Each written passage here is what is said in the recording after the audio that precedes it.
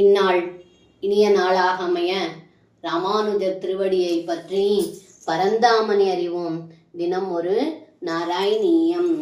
பூஷாசு ஸ்வர்ணவத்வா ஜகதி கடசரா வாதிகே மிருத்திகாவத் தத்வே சஞ்சின்யமானே ஸ்புரதி தததுனாப்யத்விதீயம் வபுஸ்தே स्वप्नत्रष्टु प्रबोधे तिमिरलय विदौ जीर्ण रन्योन्ययत्वत् विद्यालाभे तदैव स्फुटमपि विकसेत् कृष्ण तस्मै நமஸ்தே.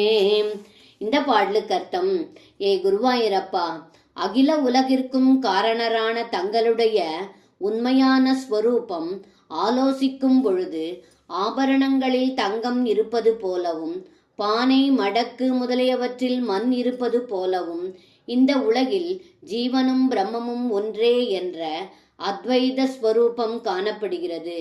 எவ்வாறெனில், ஒருவன் தூக்கத்தில் கனவு கண்டது விழித்தவுடன் காணப்படாதோ, இருளில் பாம்பு தோன்றுவதாக தோன்றியது வெளிச்சத்தில் நைந்து போன கயிறு தோன்றுவது போல அறியாமையாகிற அஞ்ஞானம் அழிந்து ஞானம் பெற்றவாறே பிரம்மமும் தெளிவாக தெரிகிறது.